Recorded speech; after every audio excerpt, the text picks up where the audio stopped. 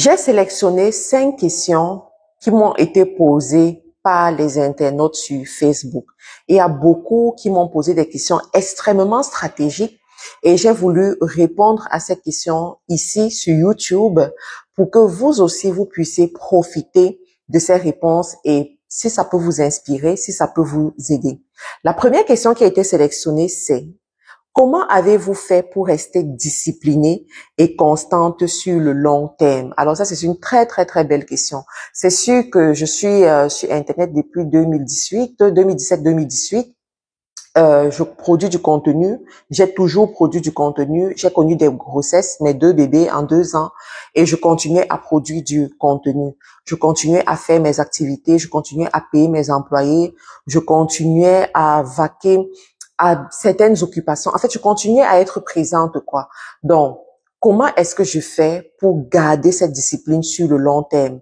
La première des choses, c'est que j'ai une vision. Vous savez, dans la vie, quand tu as une vision, si cette vision est assez forte, rien ni personne ne peut rentrer au travers de cette vision. C'est la vision qui va te driver, c'est la vision qui va te guider, c'est la vision qui va te permettre de persévérer. La deuxième des choses, c'est quoi? C'est que je ne suis pas allergique à l'argent. Les amis, on doit se dire les vérités, ok? Moi là, je sais que c'est une activité génératrice de revenus. Je sais que je suis sur les réseaux sociaux pour me faire de l'argent. Je suis pas sur les réseaux sociaux pour qu'on me voit. Je suis pas sur les réseaux sociaux pour raconter ma vie ou bien pour jouer à la belle. Pas du tout. Je suis sur les réseaux sociaux pour me faire de l'argent. Et parce que je veux me faire de l'argent, je connais quelles sont les actions que je dois poser pour avoir un certain chiffre tous les mois. Et ça me prend d'être discipliné pour poser ces actions et avoir un chiffre. YouTube, par exemple, c'est une plateforme qui me paye tous les mois et j'ai déjà alloué les revenus de YouTube pour certaines choses dans ma vie. J'ai d'autres activités qui me payent. Amazon me paye tous les mois, par exemple. Et pour que je puisse avoir le montant que j'attends d'Amazon, il y a des actions que je dois poser. Ce qui fait en sorte que je suis drivée par je veux le revenu, je veux le revenu. Et pour avoir le revenu, il y a ces actions que je dois faire.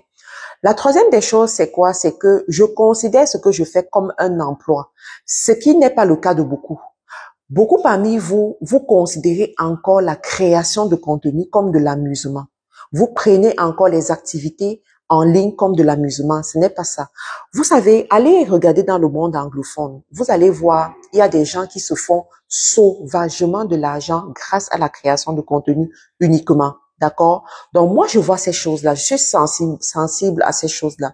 Et j'ai compris que moi, je vais me positionner pour créer mon contenu et gagner de l'argent. Si tu vois un médecin, est-ce que tu vas demander à ce médecin qu'est-ce qui te donne la force de te lever tous les matins et aller travailler, aller à l'hôpital? Tu vas jamais lui poser cette question. Est-ce que tu vas demander à un enseignant qu'est-ce qui te donne la force tous les matins de te lever et aller à l'école pour donner cours aux élèves? Tu vas pas lui dire ça. Pourquoi? Parce que tu comprends que c'est son emploi. Tu comprends que c'est sa source de revenus. C'est la même chose pour les créateurs de contenu aujourd'hui. Ce que je fais, c'est pas de l'amusement. Ce que je fais, ce n'est pas, voilà, c'est mon activité génératrice de revenus. Voici une question que j'ai sélectionnée et je vais me faire un plaisir de répondre à cette question. Alors, il y a un monsieur qui s'appelle Valérien. Je crois que je sais pas si c'est un monsieur ou c'est une dame, mais c'est Valérien qui a dit: Marthe Karine, si je t'avais en face de moi, je ne poserai pas une question banale. Je te regarderai droit dans les yeux et je te demanderai: qu'est-ce qui t'a tenu debout les jours où plus rien ne voulait te porter? Parce que derrière chaque femme forte, il y a une histoire que peu auraient survécu.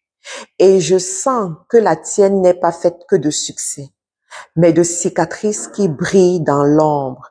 J'aimerais connaître le feu, pas seulement la flamme. Oh my God, listen.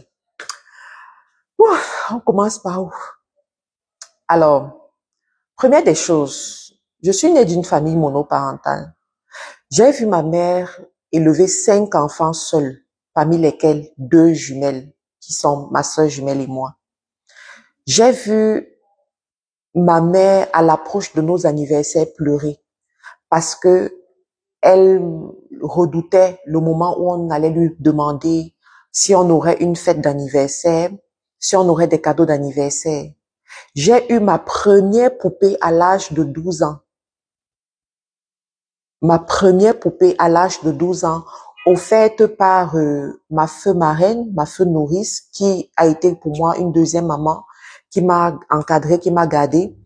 Lorsqu'elle m'avait posé une fois la question de savoir qu'est-ce qui te ferait plaisir, je lui ai dit je veux une poupée. Elle me dit mais tu as 12 ans, pourquoi tu vas avoir une poupée à 12 ans? Je lui ai dit je n'ai jamais eu de poupée à moi. J'ai toujours vu mes copines avoir des poupées, donc je voudrais avoir ma propre poupée. Et elle est allée, elle m'a acheté une belle poupée assez grande comme ça et tout. J'ai aimé cette poupée, je dormais avec cette poupée. En fait, je me comportais comme un enfant de 2 ans avec une poupée alors que j'avais 12 ans. Donc, toutes ces choses-là m'ont amené à me dire, je dois être une grande dame un jour. Je dois réussir dans ma vie. Je ne veux pas que mes enfants subissent ce que j'ai subi. Sauf que, alors que je pensais que je suis sortie de l'auberge, j'arrive en Angleterre et je tombe dans le désert le plus tragique de ma vie.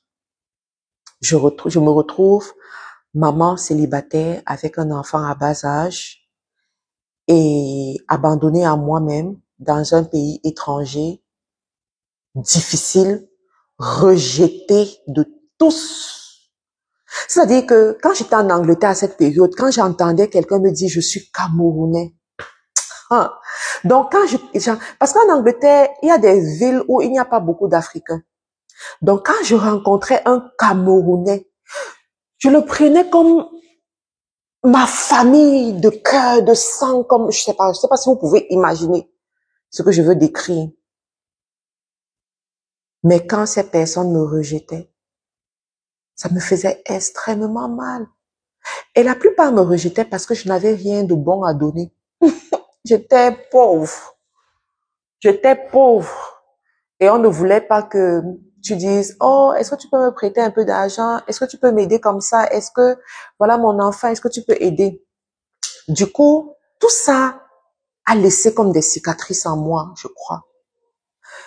Et de l'autre côté aussi, à ce moment, personne de ma famille n'avait réussi. Quand je regardais ma famille, je voyais l'échec. Je voyais les gens qui ne réussissent pas. Et je me souvenais des souffrances que ma mère avait traversées. Et je me disais, waouh, quelle est l'histoire qu'elle aura à raconter par rapport à ses enfants? J'ai toujours été brillante à l'école. J'ai fait des bonnes études. Mais est-ce que c'est comme ça que je vais finir? Est-ce que c'est comme ça que je vais finir? J'avais l'impression que lorsque tu es maman célibataire, c'est écrit sur le front, sur ton front, échec. J'avais cette impression à ce moment. Et je me suis dit non, je ne veux pas ça pour moi.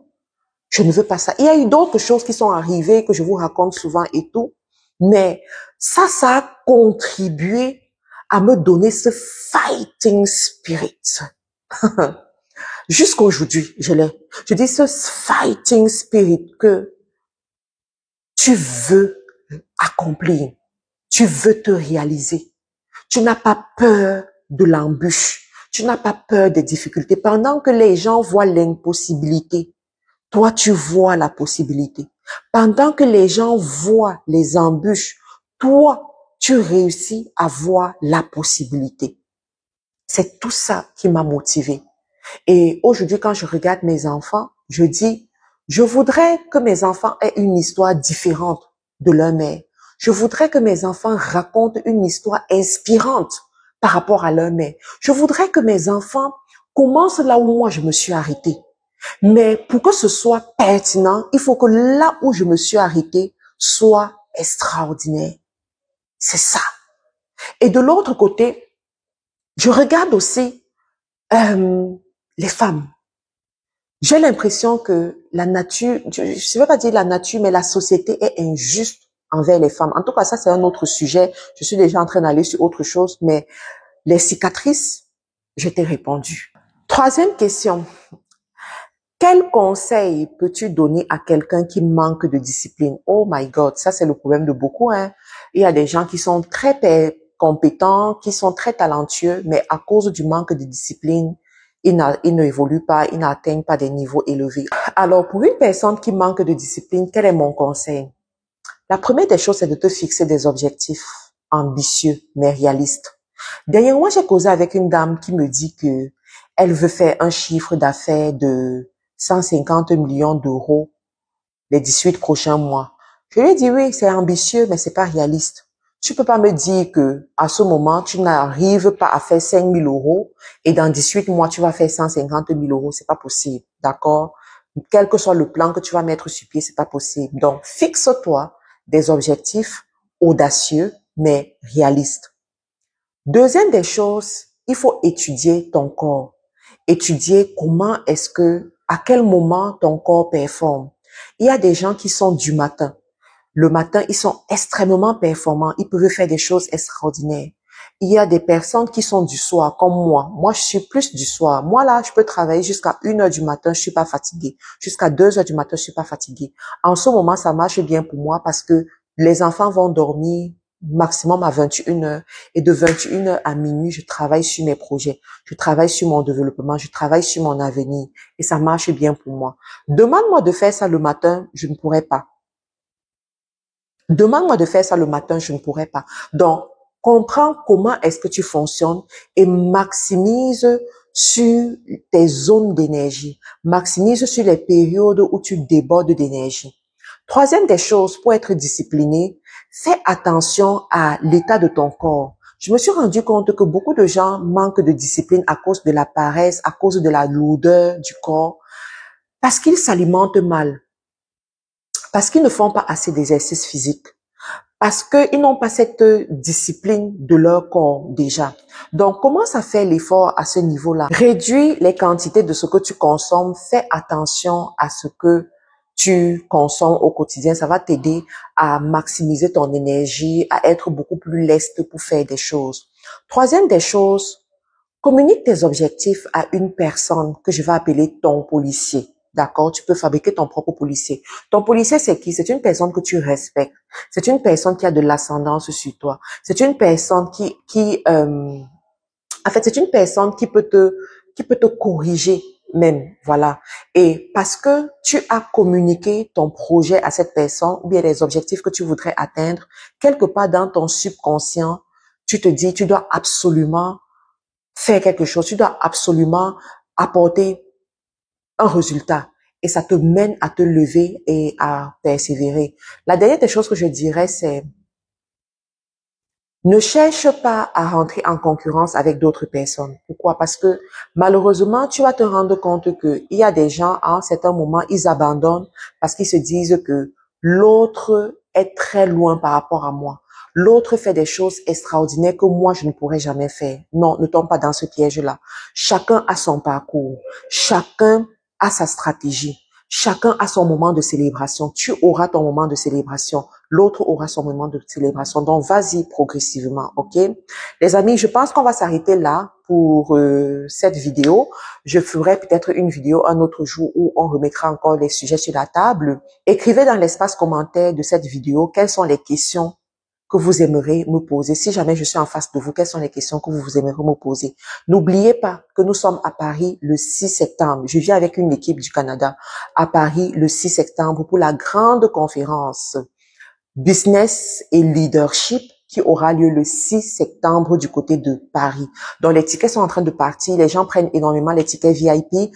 Si vous voulez aussi être parmi les VIP, c'est le moment de prendre votre ticket et on se retrouve à très bientôt. Bye bye. Vous avez l'impression que votre peau manque d'hydratation? Vous en avez assez de la peau qui tiraille et des sensations d'inconfort? Découvrez le lait ultra hydratant Nakia de chez Carilla Cosmetics, spécialement formulé pour les peaux sèches et normales. Riche en ingrédients naturels tels que l'extrait de mûre, de raisin, d'huile de grain de tournesol, de collagène et de vitamine E, hydrate, nourrit en profondeur tout en créant une barrière protectrice, laissant ainsi votre peau douce et souple. Vous retrouverez très rapidement un teint uniforme, lumineux et radieux.